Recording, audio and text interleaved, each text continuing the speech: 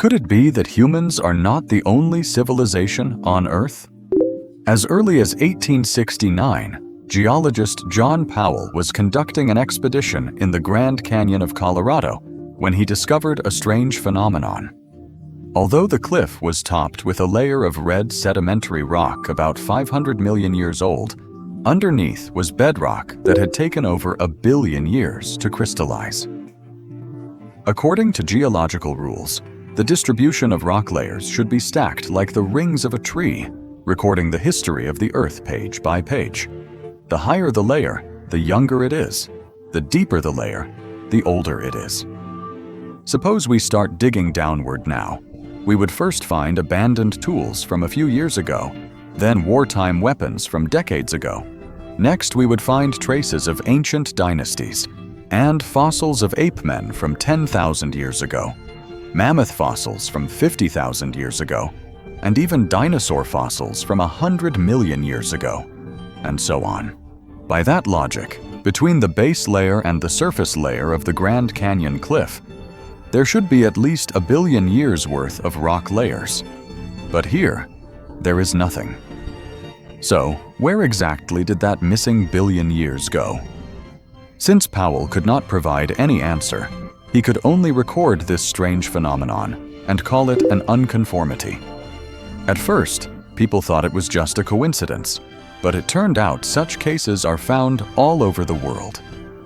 You know, if the age gap between rock layers was only tens of millions of years, we could still explain it with plate drift and the theory of uniformitarianism in geology.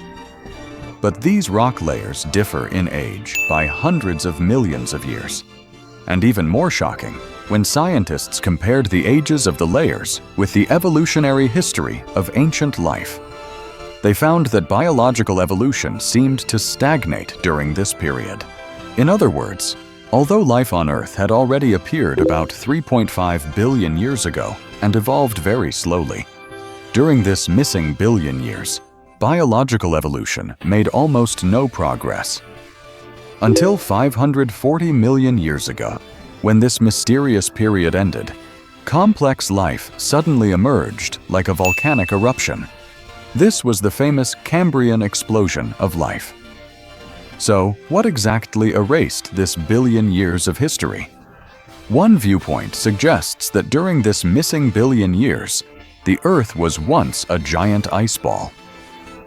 During this period, not only was the process of life temporarily interrupted, but the slowly moving ice layer on the surface continuously eroded the land beneath, causing the eroded rock debris to flow into the ocean, which then stored up abundant mineral nutrients for the later Cambrian explosion of life.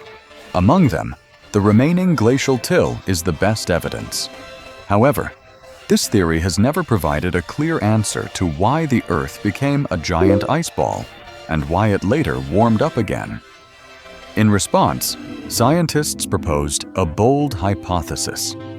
Perhaps more than 1 billion years ago, civilization already existed on Earth. The reason we have not found relevant fossils to this day is because the conditions for fossil formation are extremely harsh.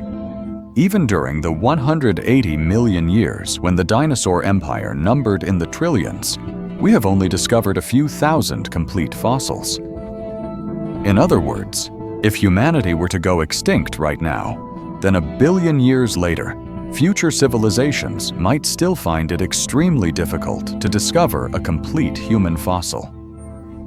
And what is even more chilling is that the modern world consumes about 70 billion chickens every year, with trillions of chicken bones buried together, which will greatly increase the chances of fossil formation. So, when future civilizations dig up these chicken bones, will they, just like we do with dinosaur fossils today, think it was simply an age of dinosaurs and had nothing to do with civilization?